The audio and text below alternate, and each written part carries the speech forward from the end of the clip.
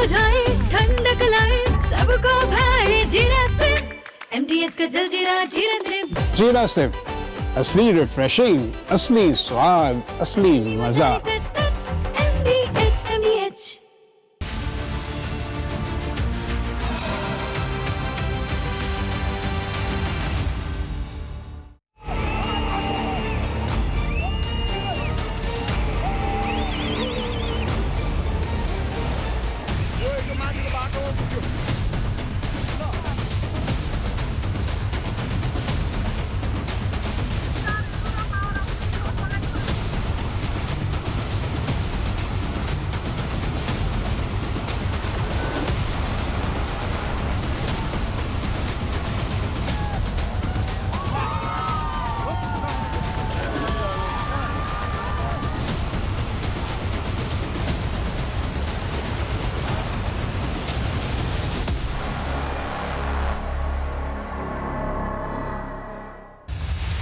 नमस्कार, बहुत बहुत स्वागत है आपका। आप देख रहे हैं राष्ट्र सर्वोपरि। मैं हूं आपके साथ शिवांगी ठाकुर और आज बात करेंगे सीधे नेपाल की। नेपाल में कुदरत ने ऐसा कहर बरपाया कि पहाड़ों से उतरे सैलाब ने इंसान की बनाई हुई पूरी दुनिया को ही तहस नहस कर दिया।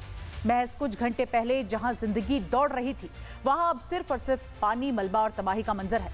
पानी की रफ्तार इतनी तेज थी कि लोगों को संभलने भर का मौका नहीं मिला। जो भी सामने आया सीधे बहता चला गया, मिटता चला गया।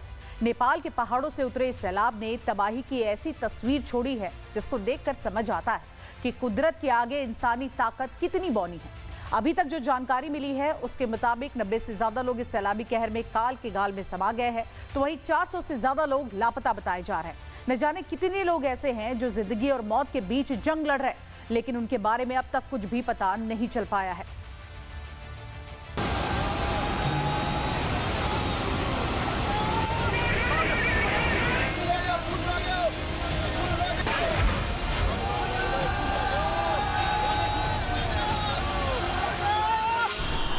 कुदरत जब अपनी विनाश लीला दिखाती है तो संभलने का मौका तक नहीं देती।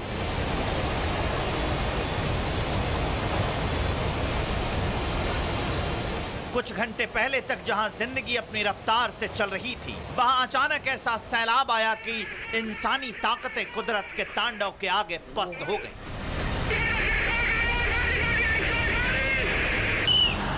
सदियों से खड़े पहाड़, वर्षों से खड़े पेड़, इंसान के बनाए गए पुल, सड़कें, मकान, सब कुछ पानी में उस प्रचंड वेग के सामने तिनके जैसा साबित हुआ।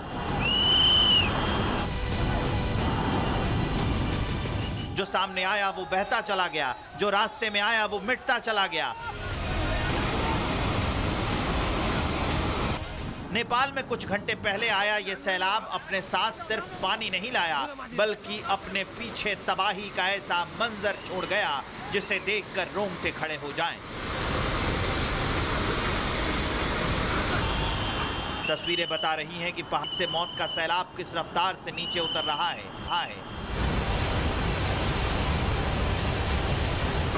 पानी की रफ्तार इतनी तेज कि जो कुछ भी सामने था वो खिलौने की तरह बह गया। गाड़ियां, मकान, दुकान, सड़कें, पुल, सब कुछ सैलाब के सामने टिक नहीं पाए। सबसे खौफनाक ये कि लोगों को संभलने तक का मौका नहीं मिला। पानी अपने साथ मिट्टी, पत्थर, पेड़, मलबा और अपने रास्तों में आने वाली हर चीज को बहा ले गई। ये तस्वीर सिर्फ बाढ़ और बाढ़ के चलते विनाश की नहीं है, ये उस ताकत की तस्वीर है जिसके आगे इंसान की बनाई हर व्यवस्था बौनी पड़ जाती है।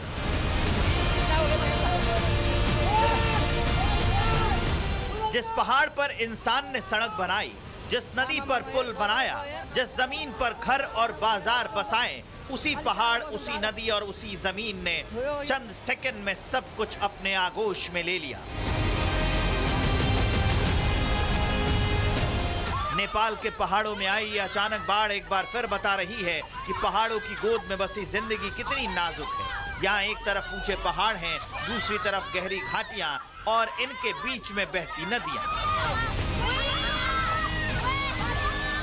लेकिन जब यही नदियां अपना रौद्र रूप लेती हैं तो पूरा का पूरा इलाका जल प्रलय में बदल जाता है। कुछ वक्त पहले तक जहां जिंदगी थी, आज वहां सिर्फ पानी और मलबा है। कल तक जहां सड़क थी, आज वहां सैलाब है, और कल तक जहां घर थे, वहां सिर्फ तबाही के निशान हैं। पूरा सैलाब तो चंद मिनटों में गुजर गया, लेकिन अपने पीछे छोड़ गया टूटे हुए पुल, बहती हुई गाड़ियां, मलबे में तब्दील हुए घर और अपनों की तलाश में भटकते लोग।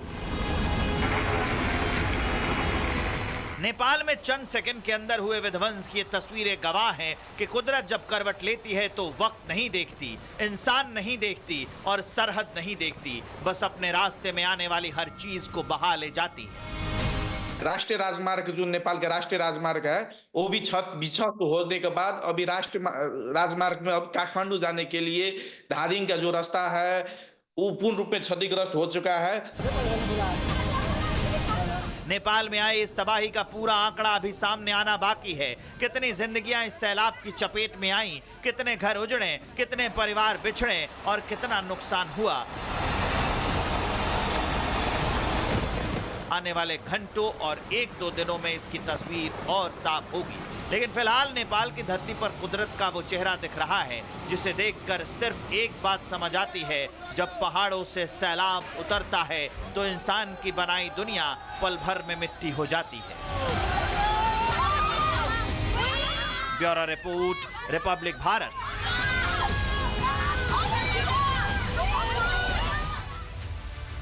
और देखिए, नेपाल में कुदरत ने ऐसी तबाही मचाई जिसके पीछे की वजह ने हर किसी को चौंका के रख दिया है। हैरानी की बात तो यह है कि जिस इलाके में सैलाब ने सब कुछ तबाह कर दिया, वहां बीते 24 घंटे से ऐसी भारी बारिश भी नहीं हुई थी, लेकिन अचानक से पहाड़ों से मौत का ये सैलाब आया कहां से? आशंका है कि तिब्बत से ग्लेशियल झील फटने के बाद पानी का प्रचंड बहाव भोटेकोशी नदी में पहुंचा और फिर पानी की ऐसी सुनामी आई कि पुल, सड़क, मकान, बाजार, सब कुछ जो भी सामने नजर आया वो अपने साथ पानी बहा ले गया। नेपाल में कुदरत के इस तांडव ने रसुआ जिले में सबसे ज्यादा तबाही मचाई है। ये तस्वीरें ऐसी हैं जिसको देखकर कलेजा कांप जाएगा। कहीं मकान चंद सेकंड में मलबे में तब्दील हो गए हैं तो कहीं लोहे का पुल सैलाब में समा गया है। देखिए नेपाल में कुदरत की विनाश लीला की अगली रिपोर्ट।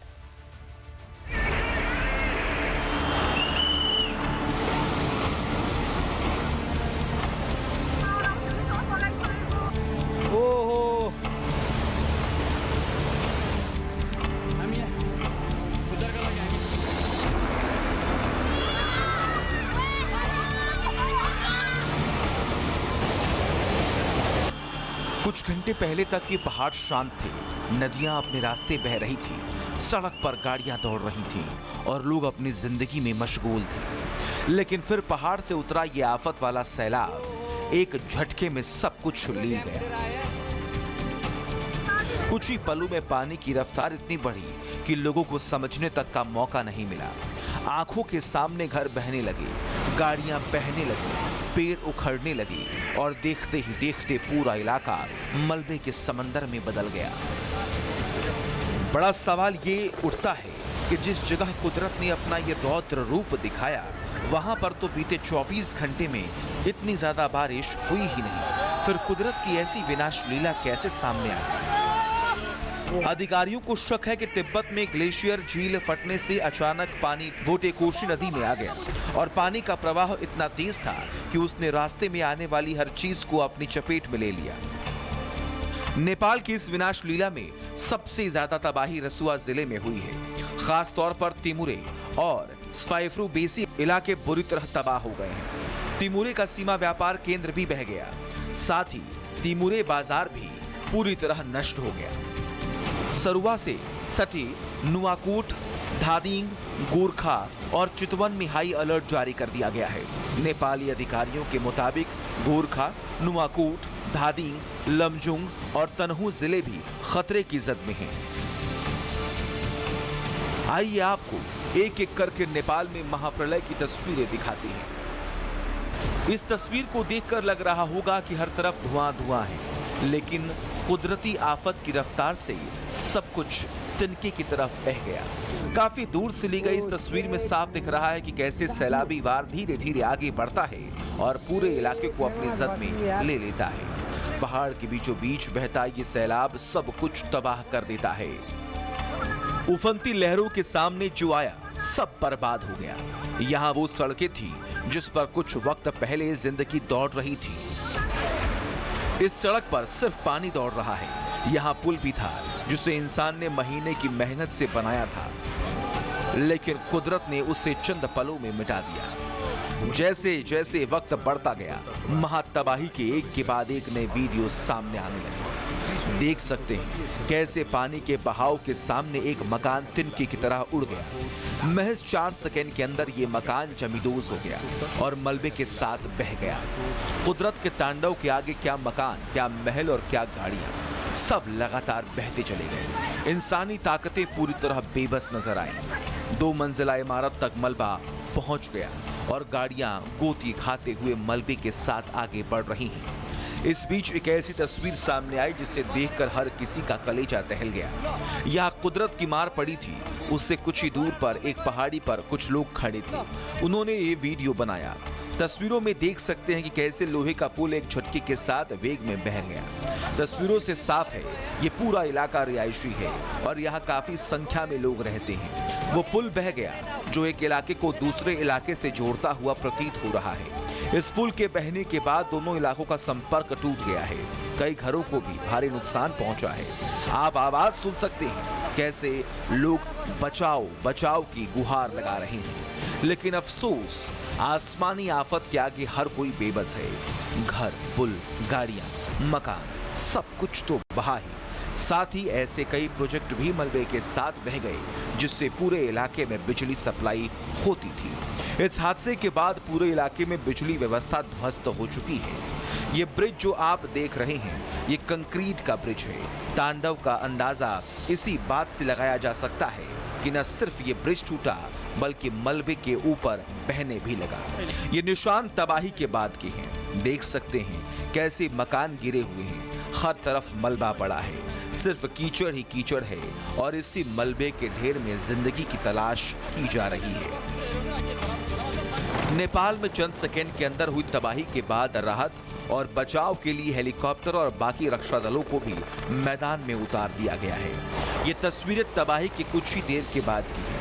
लोगों को सुरक्षित निकालने के लिए हेलीकॉप्टर को तुरंत रवाना किया गया, लेकिन इस प्रचंड तबाही में हेलीपैड भी बह गया, जिसकी वजह से हेलीकॉप्टर वहां उतर नहीं सका। हेलीकॉप्टर से ली गई तस्वीरें बता रही हैं कि हर तरफ मलबा पड़ा है और न जाने कितनी जिंदगियां इस मलबे में दब गई हैं। घर, मकान, पुल, पहाड़, सब कुछ सैलाब में बह चुका है। कुछ मकान दिख रहे हैं जो 3-4 मंजिला है, लेकिन इन मकानों पर भी मलबा साफ देखा जा सकता है। कुछ वक्त बाद जब थोड़े हालात सामान्य हुए तो नेपाल ने आर्मी को रेस्क्यू के लिए उतारा। आर्मी के जवान जगह जगह रेस्क्यू करने में जुटे हैं। पहाड़ी इलाकों में फंसे लोगों को बचाने के लिए लगातार हेलीकॉप्टर से सर्च ऑपरेशन चलाया जा रहा है। आज नेपाल में जो हुआ उस सैलाब ने सिर्फ जमीन ही नहीं छीनी, लोगों से उनकी आवाजाही नहीं छीनी, उनके घर छीने, उनकी जिंदगी छीनी और कई परिवारों से उनके अपने भी छीन लिए। अब रेस्क्यू टीमों के सामने सबसे बड़ी चुनौती यही है, मलबे में जिंदगी तलाशना। हर गुजरता मिनट कीमती है, हर आवाज उम्मीद है, हर हलचल इस बात का संकेत है कि शायद कई जिंदगी अब भी बची है। Bureau report, Republic Bharat. और देखिए, नेपाल में कुदरत ने कहर बरपाया तो अब बिहार के साथ साथ उत्तर प्रदेश में भी खतरे की घंटी बज रही है। सबसे पहले आपको ग्राफिक्स के माध्यम से समझाते हैं कि बिहार में आप देखिए किस तरह से कौन कौन से वो जिले हैं जो नेपाल की विनाश लीला के बाद अलर्ट मोड पर है। बिहार की बात करें, बिहार में अगर हम बात करें तो पश्चिमी चंपारण, इसके अलावा पूर्वी चंपारण, गोपालगंज, सारण, मुजफ्फरपुर, वैशाली हाई अलर्ट पर है। यहाँ के लोगों के लिए प्रशासन ने अलर्ट जारी किया है। तो वहीं अगर उत्तर प्रदेश की बात करें तो यहाँ पर भी आप देखिए अलर्ट जारी किया गया है। बिहार में सुपौल, सहरसा, मधेपुर, अररिया और सीतामढ़ी ये वो जिले हैं जहां पर आप देखिए संवेदनशील इनको माना गया है, चिन्हित किया गया है। प्रशासन की पैनी नजर है। तो इसी के साथ साथ लगातार आप देखिए बिहार में किस तरह से अब प्रशासन अलर्ट मोड पर है, लोगों से लगातार अपील की जा रही है। और इन सब के बीच नेपाल में आई इस विनाश लीला का बिहार और उत्तर प्रदेश में कितना असर पड़ सकता है, अब आपको हम दिखाने जा रहे हैं। एक रिपोर्ट देखिए।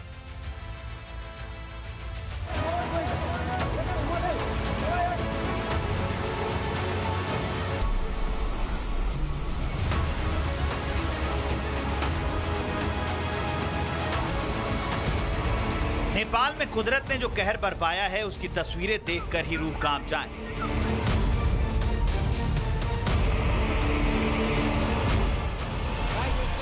लेकिन नेपाल की यह तबाही सिर्फ नेपाल तक सीमित नहीं है। पूरा डैम फूट रहा है। लो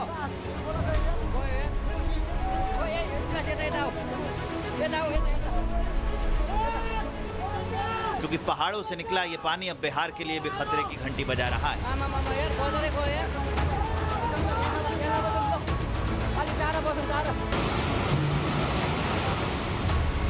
नेपाल में जिस भोटे कोशी नदी ने तबाही मचाई उसका पानी आगे बढ़ रहा है।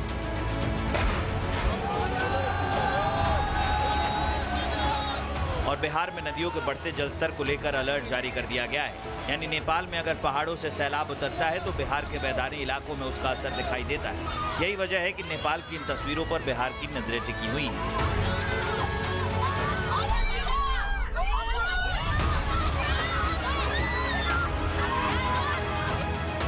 नेपाल में देखिए कैसे पानी ने पुल बहा दिए, सड़कें काट दी, गाड़ियां अपने साथ बहा ले गया और घरों को मलबे में तब्दील कर दिया। अब सवाल यह है कि क्या नेपाल की इस तबाही का असर बिहार तक पहुंचेगा? नेपाल की नदियां बिहार के लिए कोई नई कहानी नहीं है। हर साल नेपाल के पहाड़ों में होने वाली भारी बारिश या अचानक आने वाला सैलाब बिहार की नदियों के लिए खतरा बढ़ाता है। नेपाल से निकलने वाली गंडक, कोसी और दूसरी नदियां सीमा पार करके बिहार के मैदानी इलाकों में आती है। यानी ऊपर नेपाल में पानी बढ़ता है और नीचे बिहार में चिंता बढ़ती है। इसलिए नेपाल की तस्वीरों के बीच बिहार की तस्वीरों पर सबकी नजरें हैं। ये जो पानी आ रहा है इसमें हम लोगों का आकलन है कि लगभग 1.5 लाख क्यूसेक तक अतिरिक्त पानी आ सकता है।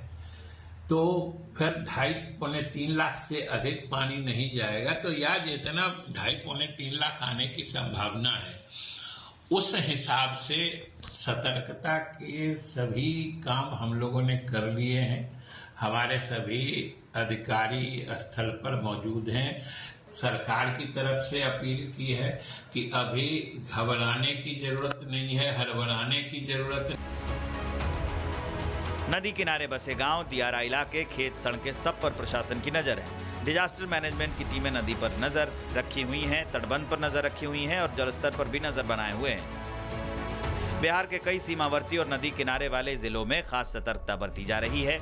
बगहा, बेतिया, मोतिहारी, गोपालगंज, सारण समेत प्रभावित हो सकने वाले इलाकों में प्रशासन को तैयार रहने के लिए कहा गया है और एनडीआरएफ और एसडीआरएफ की टीमें भी तैयार रखी गई हैं।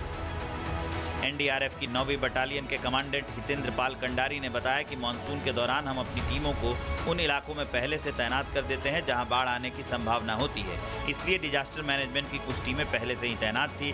बाढ़ की आशंका को देखते हुए अतिरिक्त बल भेजे गए और आज 2 और टीमें भेजी गईं। अभी बिहार में एनडीआरएफ की 9 टीमें तैनात हैं और बाकी टीमें अलर्ट पर हैं।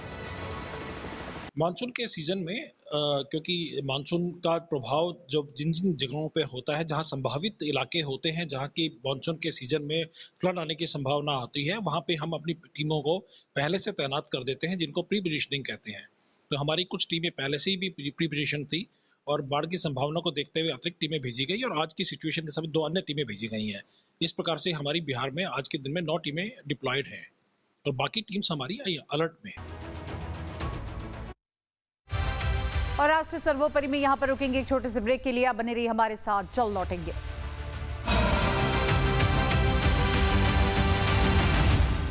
चमकी चाट से क्या बना है? सैंडविच, लस्सी और छाछ और हर घूंट में चमकी चाट। ड्राई फ्रूट और दही बड़े, चमकी चाट से स्वाद बढ़े। असली स्वाद सिर्फ चमकी चाट।